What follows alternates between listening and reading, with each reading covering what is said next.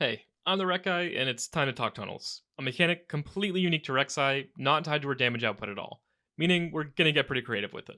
In this video, we'll cover the strategies behind tunneling in a hopefully very easy to understand way. I'll take you on a trip, starting from base and ending in the lanes, covering what I feel are the most important concepts to understand. With that, let's begin.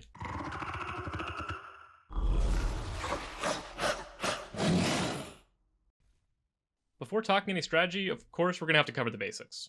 When Rek'Sai's in her burrowed form, her E becomes Tunnel, where she dashes a set distance forward, leaving behind a tunnel at both ends. After a couple seconds, based entirely on the level of the ability, she can reuse existing tunnels, but only when she's not silenced, grounded, or immobilized in any way. Each tunnel lasts for an entire 10 minutes, and you can have up to 8 at a time before the earliest one you place disappears. Allies can teleport to your tunnels, and enemies can destroy them by stepping on top of them for a second and a half. You can also use the travel time under tunnel to buffer enemy crowd control. This will work on everything except for displacements. Some walls can extend the travel distance of your tunnels. We'll use this mechanic all over the map for a variety of tunnels. Now that we got that out of the way, let's move on to the actual tunnels.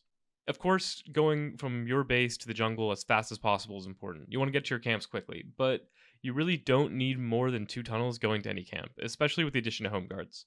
The tunnel to the blue side are simple, just a straight line to wolves. Just make sure that you're placing this far tunnel first. You don't ever want to be stuck walking all the way around. Your red side, unlike your blue, has 3 different paths. Straight to Krugs, to Raptors, and then also to red. You'll end up pathing to Krugs and Raptors the most, since the respawn timer is the lowest. And as always, you'll want to place the most significant tunnels first. When you're traveling between your own jungle, here's the big secret. You don't need a complex tunnel system all over the map, but rather you'll be making tunnels out of convenience. Simply put, if there's a big wall in the way, you're going to use a tunnel to get past it. If you want to talk efficiency, though, there's a small trick to think about. It may seem counterintuitive, but you actually want to tunnel between camps, not into them. Let's look here. Regardless of which side I'm pathing into, I'm kiting my camp toward the center of the lane. If my tunnels are here or here, I'll only be able to use them in one direction, since I should already be in the middle when I finish my camp. So if we're quick enough, we can hit level 3, unlock our E, burrow, tunnel, and place it as cleanly as you can in the center of the lane. Otherwise, if you ever have to reverse the direction of your clear, you may end up just walking right past it, since your tunnel has too much of an overlap with the camp itself. And after you get that middle tunnel down, you can still skip the next wall. In your red and blue side jungle, you'll always be able to kite one camp close to another one, so the tunnels really aren't that important. If I have a tunnel up and it skips a wall, I use it. But toward the end of your clear, you're going to want to save the cooldown just in case any action comes up on the map. Action like this clip right here, where we're going to start moving from our jungle into the enemy jungle. Just as I'm finishing wolves, the enemy Kha'Zix tries to gank mid. I look over and see that he's half health, moving back into his top side. So instead of just continuing to my blue buff, I make my way over to kill him. I get spotted by the plant and have to walk back, but of course it's a fake. I immediately head right back to my target. I use this tunnel right here to move quickly between the 2 sides of the map and pick up my free kill. But here's what's interesting. Seeing that I killed their jungler, both Galio and Darius suddenly go off map. Instead of panicking, I can simply just retake the tunnel I set up for myself and get right out of there. If the enemy isn't careful and doesn't clear this tunnel, the range you'll have in the enemy jungle increases dramatically.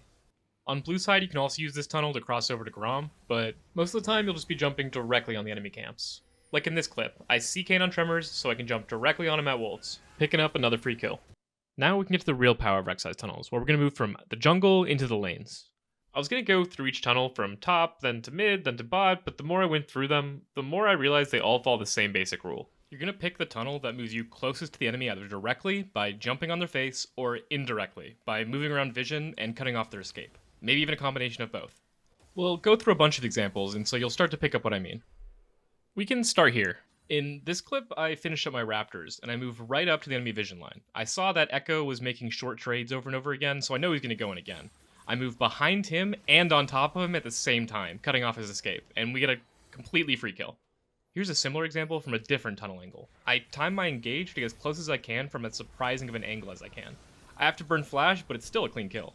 Those tunnels are fun and surprising, but the key thing is, if you can get close without burning your tunnel cooldown, do that instead. Like this example. Sure, I can hop over the wall here, but doesn't it just make more sense for me to run directly at the Kog'Maw? I can get behind him without wasting the cooldown of my E. If you have the time and the space, use that. To further illustrate this, we can run through a couple of hypotheticals. If I know for sure that the enemy has no vision, why not just run right up at him? I can get in between him and the tower before he even knows what's coming, and I won't have to commit my tunnel. If he does have vision, that's when the tunnels can come in. I want to get as close as I can without being spotted, right? That could mean using the tunnel we talked about earlier. I can easily navigate around the ward here and get an absolutely brutal angle into top lane, always getting between the enemy and their escape route.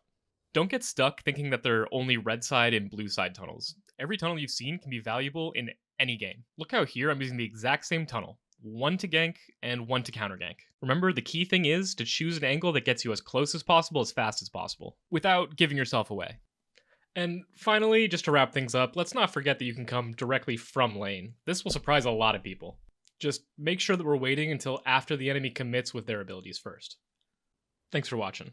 If you want to learn more, check out my last video, where I cover everything you need to know to gank on Rek'Sai. If you learned something, make sure to leave a like, and subscribe or follow me on Twitch for more Rek'Sai content. Have a good one.